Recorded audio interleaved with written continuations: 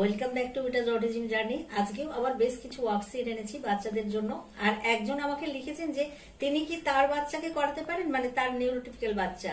একদম করাতে পারেন, এটা হচ্ছে সবার জন্য, নিউরোটিপিক্যাল নিউরোডাইভার্স সব বাচ্চাদের জন্য। শুধু যখন করাবেন এইটুকু খেয়াল রাখবেন আপনার বাচ্চার এজ এবং তার এবিলিটি আছে কিনা, এইসব তার আন্ডারস্ট্যান্ডিং আছে কিনা, তার কগনিটিভ লেভেল আছে কিনা, তার কনসেন্ট্রেশন লেভেল, সেই অনুযায়ী আপনারা করাবেন। আমি তো একটা ওয়ার্কশিট দিয়ে দিই, তবে সবার জন্য এই ওয়ার্কশিটগুলো ভেরি ইন্টারেস্টিং একটা অ্যাক্টিভিটি। দেখুন এখানে হচ্ছে সমস্ত অ্যারোগুলো হচ্ছে ডাউন অ্যারো আছে, সবই প্রায় ডাউন অ্যারো, কিন্তু একটু যদি খেয়াল করেন বুঝবেন যে একটু আলাদা করে দেওয়া আছে।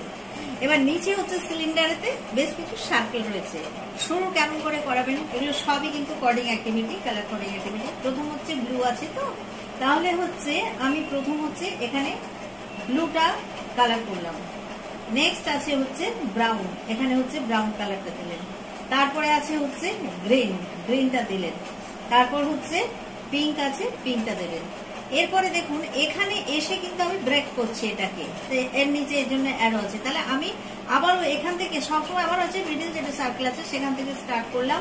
এখানে প্রথমে হচ্ছে ব্লু দেব, তারপরে হচ্ছে ব্রাউন দেব, তারপরে হচ্ছে গ্রিন দেব, তার গ্রিন রয়েছে, তারপরে হচ্ছে পার্পল দেবো। তো এইভাবেই হচ্ছে অ্যাক্টিভিটি কমপ্লিট করবেন এবং এই অ্যাক্টিভিটিগুলো যখন করাবেন বুঝবেন যে বাচ্চাদের হচ্ছে ব্রেন বুস্টিং এর জন্য অ্যাক্টিভিটিগুলো কতটা কাজে। নেক্সট অ্যাক্টিভিটিতে চলে যায়। এখানেও দেখুন একটা নাম্বার, তার সঙ্গে হচ্ছে কালার কোডিং, ওপরে একটা টেবিল করা আছে এবং নিচে দেখুন দুটো টেবিল করা আছে। একটা হচ্ছে নাম্বার দেওয়া আছে এবং নিচে একটা হচ্ছে একদম হচ্ছে খালি টেবিল আছে। এখানেও খুব বুদ্ধি খাটিয়ে বাচ্চাকে করতে হবে। ধরুন আমি যদি রো ধরে করি, প্রথম হচ্ছে 3, তাহলে হচ্ছে আমাকে প্রথম এখানে নাম্বার পুট করতে হচ্ছে 3। তারপরে 3 এর ওপরে আমার কোন কালার আছে সেটা এখানে দেখুন হচ্ছে লাইট পিঙ্ক আছে, তো তারপরে হচ্ছে লাইট পিঙ্ক দিয়ে এটা হচ্ছে ফিল করে দিতে হবে। নেক্সট নাম্বার কত আছে না 9, তাহলে প্রথম তাকে হচ্ছে ফার্স্ট হচ্ছে 9টা এখানে পুট করতে হবে। তারপরে 9 এর কোডিং কোন কালার আছে না ব্লু আছে, সেখানে হচ্ছে ব্লু দিতে হবে। তারপরে আছে নেক্সট 7 হচ্ছে এখানে আগে পুট করব, তারপরে নেক্সট 7 এর হচ্ছে কালার কোড কোনটা আছে না ইয়েলো আছে, তো ইয়েলো হচ্ছে কালার এখানে দেবো। এইখানে তিনটে জিনিস একসঙ্গে হচ্ছে। এখানে হচ্ছে ভিজুয়াল পারসেপশন তৈরি হচ্ছে, তার সঙ্গে হচ্ছে কালার হচ্ছে আইডেন্টিফিকেশন এবং নাম্বার, এতগুলো কাজ একসঙ্গে হচ্ছে। সুতরাং এই অ্যাক্টিভিটিটা আপনারা করাতে পারেনি। এখানে দেখুন হচ্ছে নিচে একটা নাম্বার হচ্ছে বোর্ড আমি রেখেছি এবং ওপর একটা সার্কেল, এবং সার্কেলটা যেখানে হচ্ছে একটা নাম্বার আছে এবং সেই নাম্বার লাইনটা কোথাও একটা কালার আছে যে সমস্ত সেই কালারের সঙ্গে মিট করছে। তার মানে 1 মিট করলো হচ্ছে ইয়েলোর সঙ্গে, তাহলে ও নাম্বার 1 যেখানে বোর্ডেতে আছে সেইখানে হচ্ছে কি হবে না সেইটা দিয়ে হচ্ছে ইয়েলো কালার দিয়ে ফিল করতে হবে। নেক্সট আছে 2, একবারে ছোট বাচ্চারা যারা সবে সবে কালার আইডেন্টিফাই করতে শিখেছে তাদের জন্য। দেখুন 2 মিট করছে হচ্ছে পিঙ্কের সঙ্গে, তাহলে হচ্ছে আমার 2 নিচের বোর্ড হচ্ছে ফিল হবে হচ্ছে 2 এর সঙ্গে।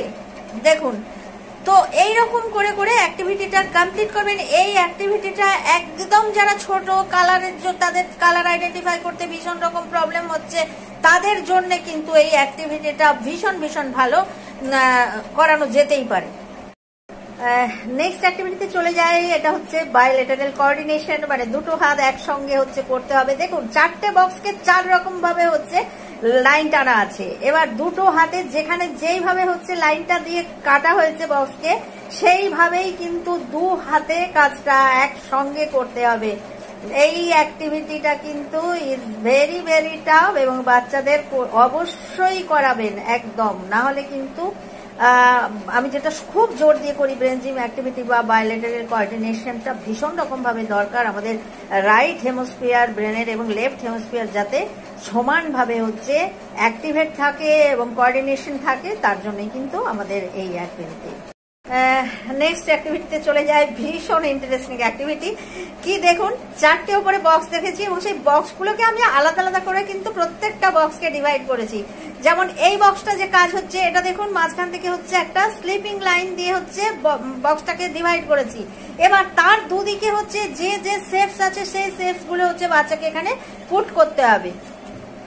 এই অ্যাক্টিভিটি গুলো করালে বাচ্চাদের সব থেকে যেটা খুব ইমপ্রুভ করে সেটা হলো সিটিং টলারেন্স, ভিজুয়াল পারসেপশন, এবং যেসব বাচ্চাদের, এটা দেখুন, এটা হচ্ছে স্ট্যান্ডিং লাইন দিয়ে ডিভাইড করা আছে। এবার দেখুন এই স্ট্যান্ডিং লাইনের দুটো সাইডে যে শেপস গুলো আছে সেগুলোই হচ্ছে এখানে বাচ্চাকে হচ্ছে পুট করতে হবে। এইগুলো করলে এক নম্বর তো ভিজুয়াল পারসেপশন তৈরি হচ্ছে, সিটিং টলারেন্স তৈরি হচ্ছে, আর এই যে সেকেন্ডস যেটা আমি বারবার করে বলি, এই যে একবার ছবির দিকে তাকাতে হচ্ছে, এখানে সেই শেপস গুলো পুট করতে হচ্ছে, এটাও কিন্তু খুব ইমপ্রুভ করে। এই ছিল এখনকার মতো ভিডিও। আরো পরবর্তী ভিডিওর জন্য অপেক্ষা করুন। আর আমাদের চ্যানেলকে যদি ভালো লাগে অনেক অনেক করে শেয়ার করুন, যেগুলো মানুষের কাজে লাগবে সাবস্ক্রাইব করুন আর লাইক করুন। সবাই ভীষণ ভালো থাকুন আর পরবর্তী ভিডিওর জন্য অপেক্ষা করুন।